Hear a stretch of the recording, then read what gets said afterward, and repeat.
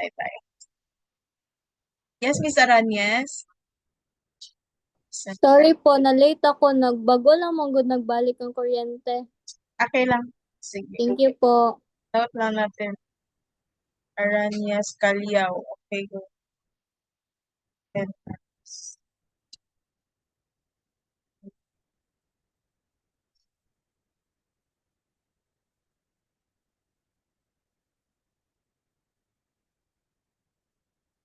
Okay na.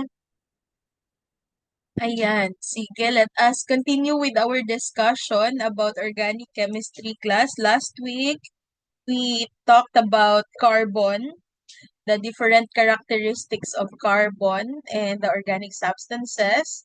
And then please review the 4 types of formula ha. So I will let you identify whether the given, if mag-quiz tayo or mag-exam, I will ask you to identify whether the given formula is molecular, which is a summary of each type of atom present in our compound, and it will also give us how many atoms are present for each type.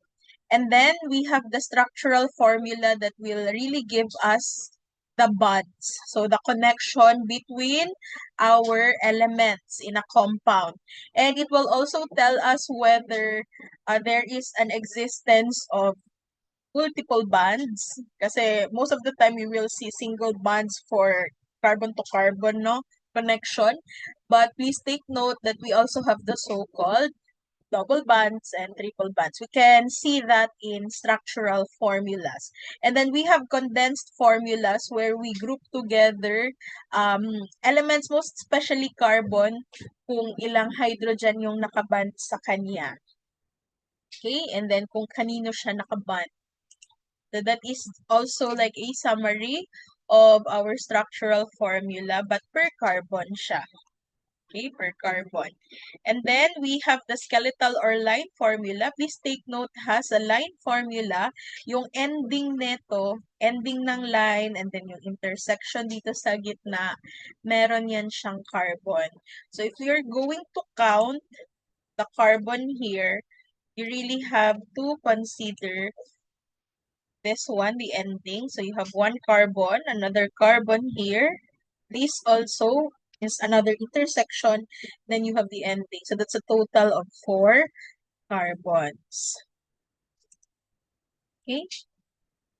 So meron din akong exercises class sa aking quizzes or sa aking exam wherein I will let you write either the molecular formula or depende kung ano ang given ko. For example, palaki natin.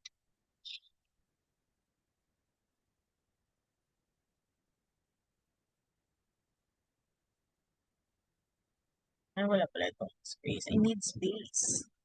So for example, ang ibibigay ko sa inyo is this one. So this is a line formula. During my quizzes or my exam class, I will ask you to write the molecular formula, the structural, and the condensed formula of that. Okay, so this one.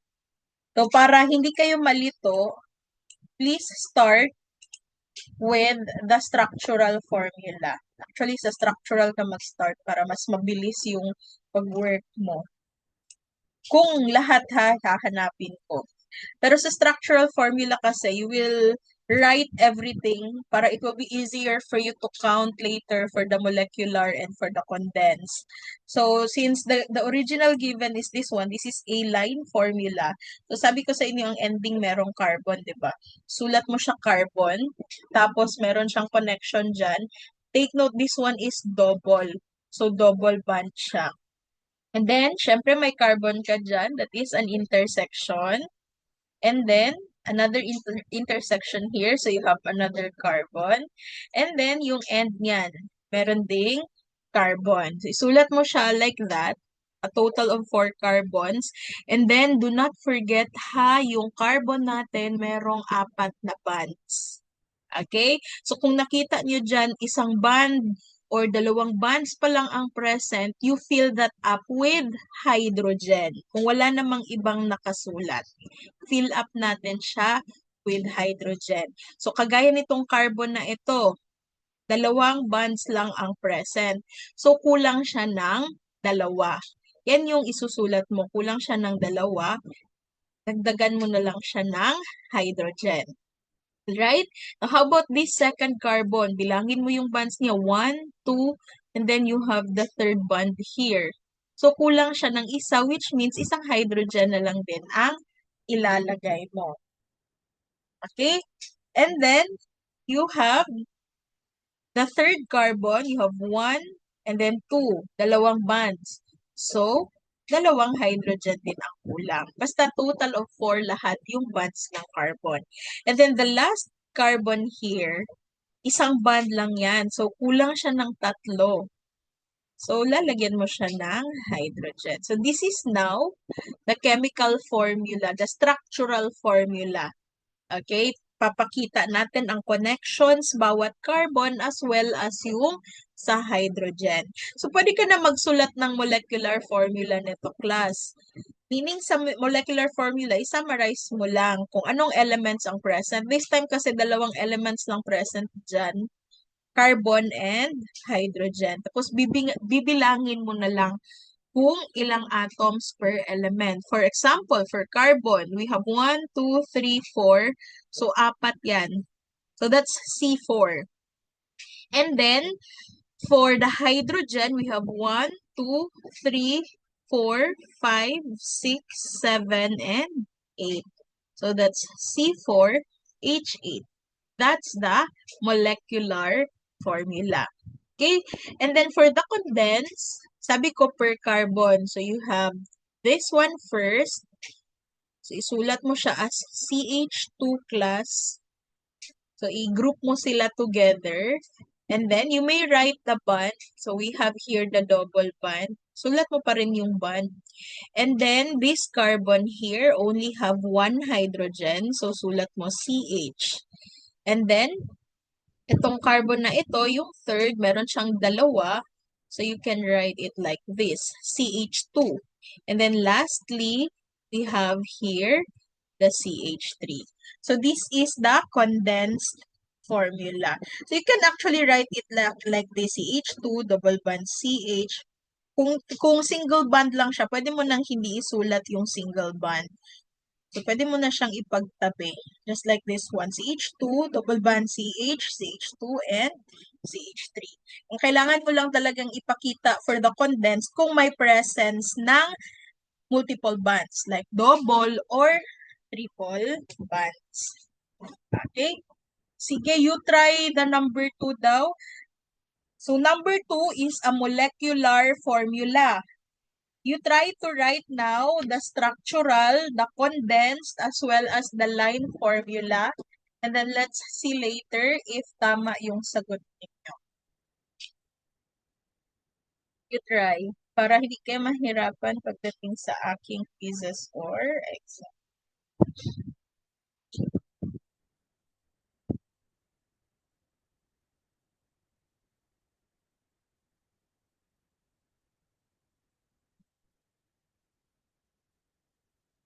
Okay, I'll give time. Hintayin natin.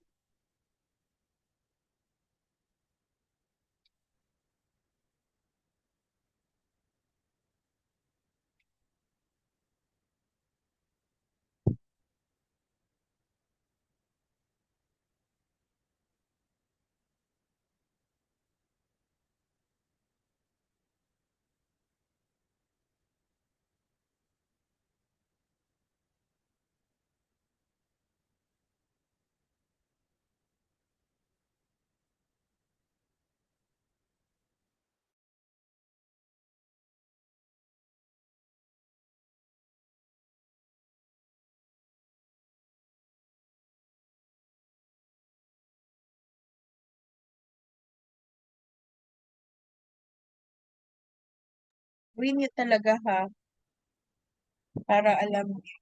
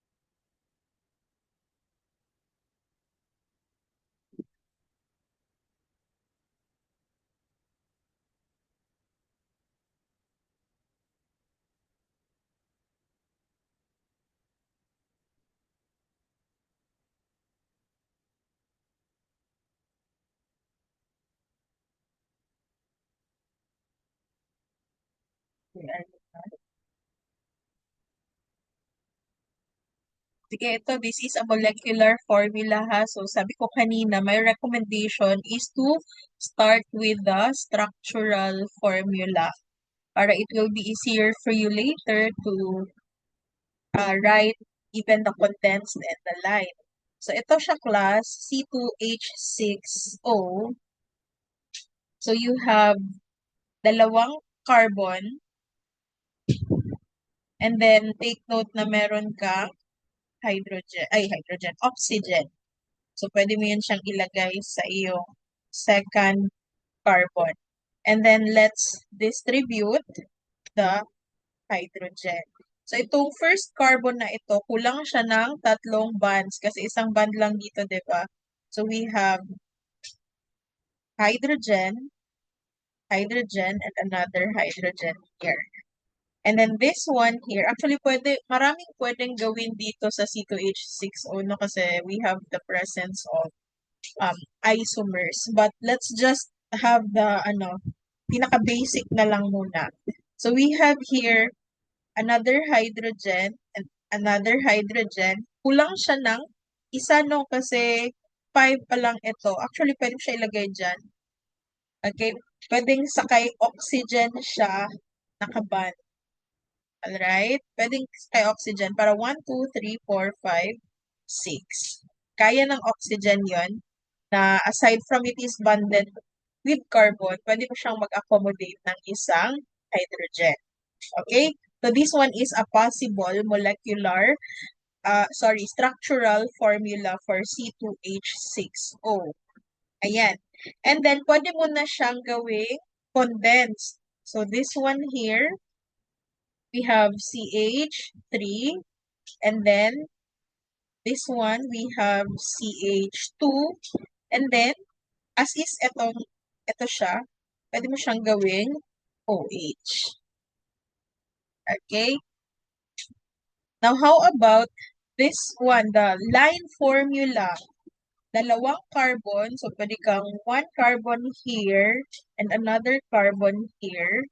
And then please take note na may OH ka pa dyan. So pwede kang lumiko and then dito mo ilagay si OH. Okay? So pwedeng ganito yung pagkasulat mo. So meaning nito, meron kang carbon dyan and then the intersection, meron kang carbon. But yung last na side, wala ka ng carbon dyan. Instead, isulat mo talaga yung oxygen. Yes, we salute you. You're raising your hand. Ma'am, suspended po yung klase, ma'am. Yeah, naghihintay ako. Naghihintay na ako ng directive, tapos mag-suspend na. Verification, directive. Nana, ang memo? Send na ang memo. Opo, nag-send na po sa GC po.